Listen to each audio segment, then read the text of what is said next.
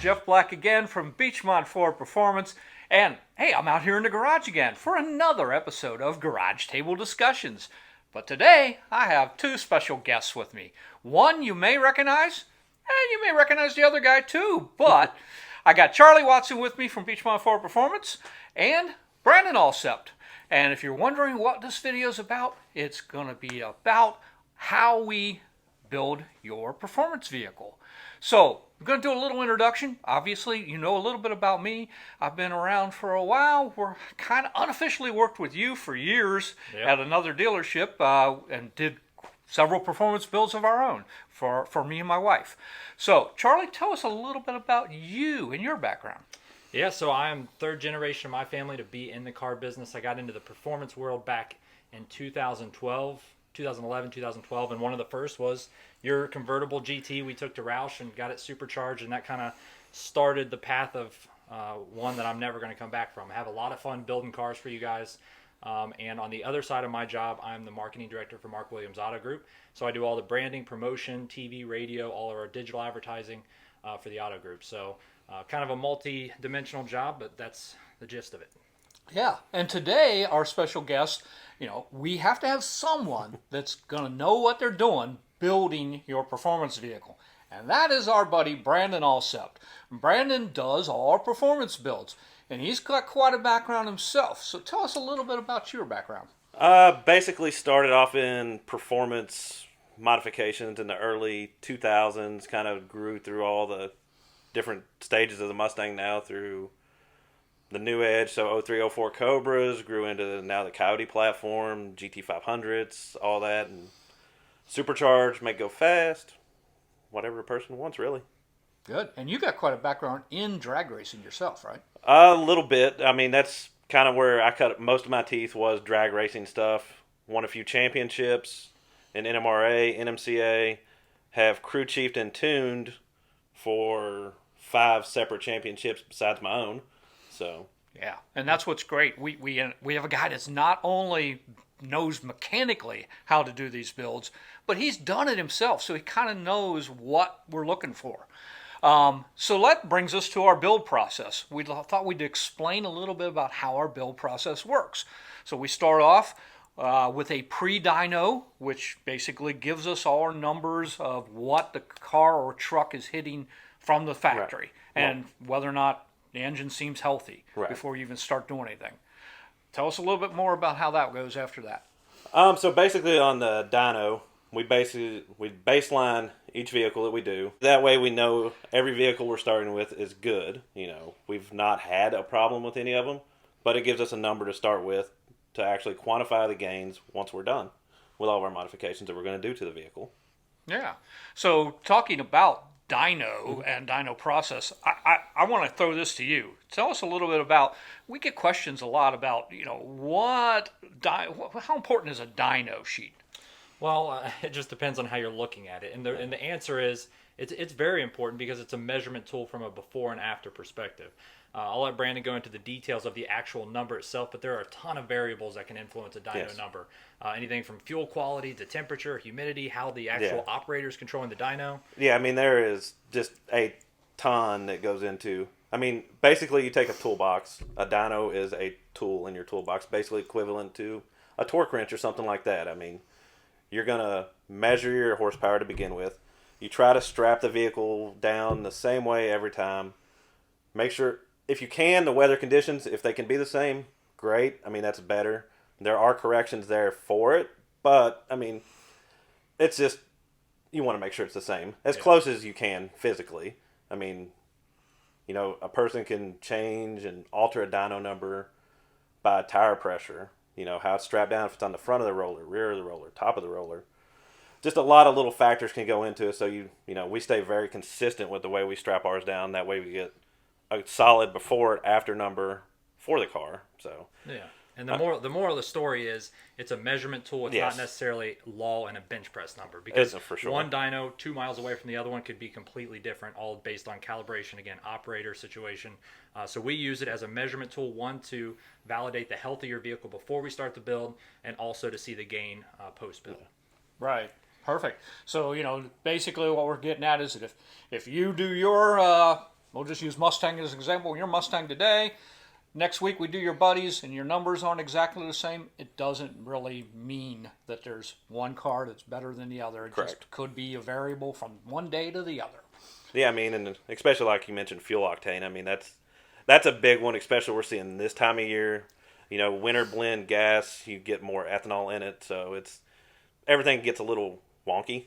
So, I mean, the fuel quality itself is going to affect dyno sheets. I mean, we've saw some cars that have been very consistent on the dyno now with the winter blend fuels in our area drop 40, 50 horsepower, but it's not really lost it. It's just the fuel ain't there no more. Right. Quality. So one of the other questions that we get a lot when a customer calls and starts the build process is, what should I do to the car or the truck in addition to the supercharger? And that is a trick question. Right. Because I always start off, and I know you do, with the question back to the customer of, what is your intent for this vehicle? What are you using the vehicle for? So if you got a street cruiser, going to car shows, cars and coffees or whatever, or you're going to be a drag race guy every weekend. Right. So give us a little insight on the two, what you think people should or shouldn't do based on that. I mean, if a person's just wanting it to go like the cars and coffee, car show guy, I mean, the supercharger that you're going to get from Roush, Whipple, whoever, I mean, it comes pretty much ready to go and enjoy all that and have fun with it. You may want to add on exhaust, something like that, just so you get a little more sound to go with it. The guy that's wanting to go drag racing more steadily, I mean, you're going to want to look at stuff like oil pump gears, crank sprocket, some of the driveline stuff, axles, clutch. I mean, stuff that you're going to break. Stuff, yeah. Inevitably, you go in drag racing, you're going to break some stuff. Cars and coffee, car shows. I mean, it can happen, but Mustang week. Yeah, and a lot of that crash is over the curb. Yeah. Correct me if I'm wrong, but a lot of that is because you're coming off of a dead dig, Yeah, I mean, there's a lot of torque and a lot of horsepower there. Yeah, I mean, you're going to launch at higher RPM. I mean, the car wasn't designed for, 600, 700 to the tire for somebody to launch it on a pair of slicks. You're going above and beyond what stuff was designed right. for. Yeah, the game changes when you hook. Yeah, it does. I mean, it's simple to, go have fun, do some burnouts here and there, but you go to the track or something, real sticky surface, you're going to tax everything on that car. So yeah. So if you're the street guy, just wanting some power to be on the street or wherever, 9 times out of 10, you're on the highway with your buddy next to you and you're like, hey, punch it down. Well, you're already rolling. You're already in that, so you're not going to hopefully not be breaking stuff. Yeah. But basically the point is, depending on what you're going to want to do with your vehicle or what you're going to do with it in the future, that question that we get about what should I do to my car or truck, it really does vary. We could go on. That's a never-ending conversation. Yeah. Now, the one advantage for the street guy, the cruiser guy, if you go, actually either way, but I think if you're going high power for drag racing, you're probably going to go to the Whipple side, I would assume. Roush is definitely, to me, the way to go for the street cruiser guy, because you get your 3-year, 36,000-mile warranty from Roush. Right now, we do not have a warranty option for Whipple. So, if you're going to be breaking stuff and you know that and you're prepared for it, most guys are like, they want to get a custom tune. That's the difference. Yeah, I mean, the Whipple, in the grand scheme, the Whipple does have a higher ceiling as far as horsepower and stuff. So someone that's going for all-out horsepower, drag racing, or just wants a big dyno sheet, the Whipple is going to be the better way to go for that. But as you said, there's going to be no warranty. So somebody that wants to, I mean, these cars with the Roush on it are actually really fun cars to drive. I mean, you're talking somewhere between 660 to the tire, which for probably majority of people out there is more power than they need to begin with. There's lots of YouTube videos. But then it just works good for anybody because I mean, you can jump in it. Hey, me and the wife are going to go to Florida. You can jump in it, drive in it. Any little issue comes up, any Ford dealer that you come across, zip in. The Roush warranty is there. It's at all 4 dealerships, right? Yep, absolutely. Right. So One of the other questions that kind of came up in that little bit of discussion Right. there is custom tune. What do you think?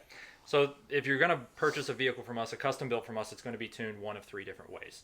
If you buy a Roush supercharger, it's calibrated tuned from Roush Performance. Whipple has their own calibration. And then if you do decide to go the drag racing or the custom route, we work with primarily Palm Beach Dyno to kind of custom tune the vehicle to your specs. So if you're going long tubes, whatever your goals are, we can build to that spec, and then Palm Beach Dyno will tune for it. Okay, so one of the other questions that comes up a lot is maintenance. You know, what's different maintenance-wise on a car that we have supercharged? I mean, realistically, there's not a whole lot of difference. I mean, the only thing that really changes on it, you go from a 520 oil to a 5W50, is the biggest change. But as far as oil change intervals, that kind of stuff, it's all the same. I mean, there is, just take care of it. Yeah. And then there is one important thing, and we've had this happen, unfortunately, is you've got to remember that this is now tuned for a minimum of 91 octane gas. Right. We really prefer 93. Yes. So don't go to the gas station and try accidentally to put Right. regular gas in it, because you're going to have an issue there. You're going to have to get that gas drained Right. as soon as possible. And your flex fuel F-150 is no longer flex fuel. Correct.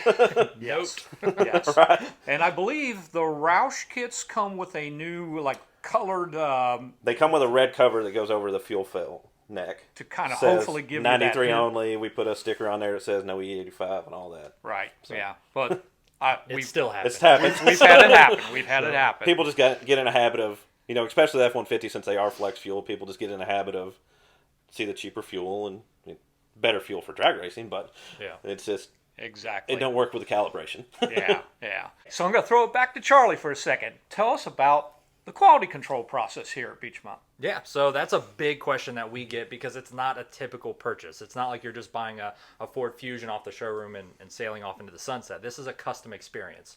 So we have a 3-step quality control process. Number 1 is the pre-build dyno and inspection. So Brandon will strap it down to the dyno. Like we said earlier, we're going to get a baseline number, 1, to see our gain, but 2, just to verify the health of the vehicle. Yes.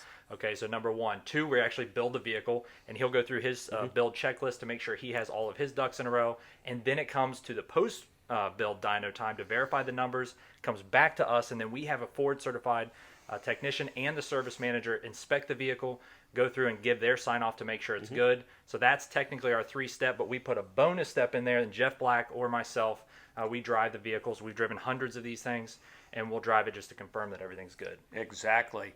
And then, definitely not trying to knock anywhere else that you might go for this process, but honestly, I really believe that we are the best choice because we do things a little different than a few of the other places that do this. One is you have me.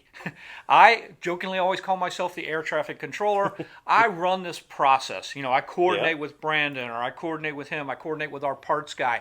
I coordinate with you all the way through the process. You're going to have my number. You can always text me, call me. If you got questions, they get a little too techie, I turn it over to Brandon. This is the other advantage, is that you can, if we need to, actually talk to the tech that's building your car. I don't think that happens at some of the other places. No.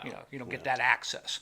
So if you're really, really a technical type guy and you got questions that get above my pay grade level or knowledge, which is easy, we do have that advantage. And I really always appreciate being able to call Brandon and say, hey, I got a customer asking me this. So honestly, guys, Beechmont Ford Performance, I really believe this is the place to come to for your build. I'd have to agree with that. Thank you. Any final thoughts? No, I think it all stems back to we have a big process. We do quality control, and you imagine we build. If there's something that is on your mind that we haven't discussed or something you haven't seen, discuss it with Jeff, and we'll figure out a way to make it happen. Exactly. Well, guys, appreciate you watching Garage Table Discussion every week. Hopefully this has helped you learn a little bit about the process. If you have questions, definitely get a hold of us. Visit us at beechmontford.com, and you can start your build process there. All right. Thank you, Brandon. Thanks for having me. Charlie. And we'll look forward to seeing you guys in 2 weeks. Bye-bye.